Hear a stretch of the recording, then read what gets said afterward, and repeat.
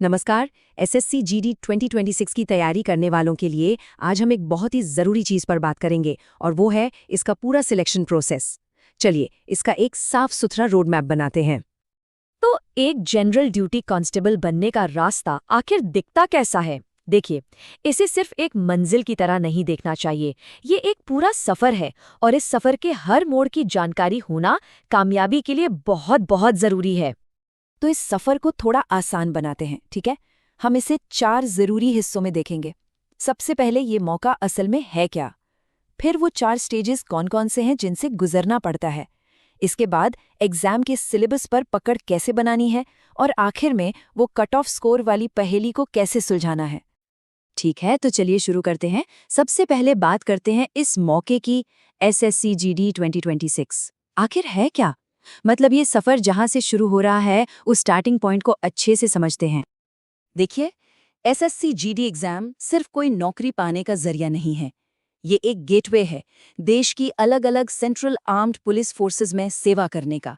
ये करियर उन लोगों के लिए है जिनके लिए डिसिप्लिन और देश सेवा सबसे पहले आती है। चलिए, अब आते हैं इस रोड मैप के सबसे जरूरी हिस्से पर, वो 4 स्टेजेस वाली सिलेक्शन प्रोसेस।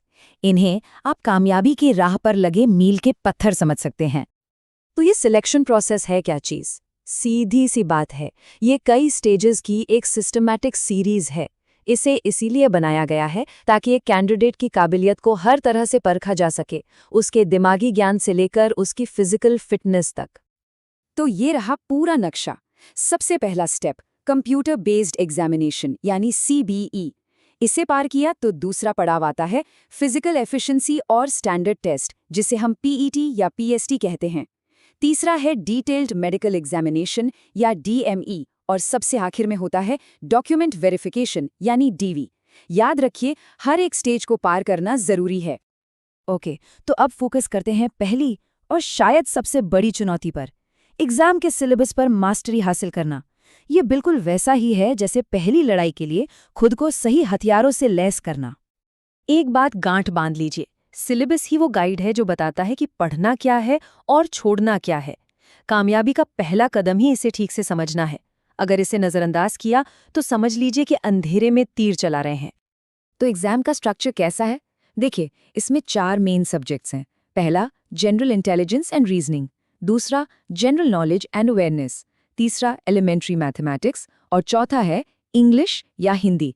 इसमें से कोई एक चुनना होता है। हर सेक्शन से 20 सवाल पूछे जाएंगे और हर सवाल होगा 2 नंबर का। तो कुल मिलाकर 80 सवाल हुए 160 मार्क्स के। किसी ने बहुत सही कहा है, एक अच्छी तरह समझा हुआ नक्शा ही एक कामयाब सफ़र का पहला कदम होता है। और यहाँ पर वो नक्शा है हमारा सिलेबस। इसे जितना बेहतर समझेंगे, तैयारी का सफ़र उतना ही आसान और सफल होगा। तो सिलेबस तो समझ लिया, अब अगली चुनौती क्या है? लिखित परीक्षा की आखिरी बाधा, और वो है कट ऑफ स्कोर को पार करना। अच्छा, ये कट ऑफ स्कोर होता क्या है? ये वो कम से कम स्कोर है जो अगले स्टेज में जाने के लिए चाहिए ही चाहिए। और सबसे ज़रूरी बात, ये फिक्स नहीं होता, ये हर साल बदलता है। तो फिर सवाल ये है कि आखिर ये कट ऑफ हर साल तय कैसे होता है? ऐसी कौन सी चीज़ें हैं जो इसे कभी ऊपर तो कभी नीचे कर देती हैं? तो चलिए देखते हैं कि कट ऑफ किन चीज़ों पर डिपेंड करता है। देखिए, कुछ फैक्टर्स हैं जो कट ऑफ को ऊपर ले जा सकते हैं, जैसे कि बहुत ज़्यादा एप्लीकेंट्स का होना या पेपर का मुश्किल होना। वहीं दूसरी तरफ अगर वैकेंसी ज़्यादा हैं तो कट ऑफ के कम होने के आसार रहते हैं। चलो, इसे एक एग्जाम्पल से समझते हैं।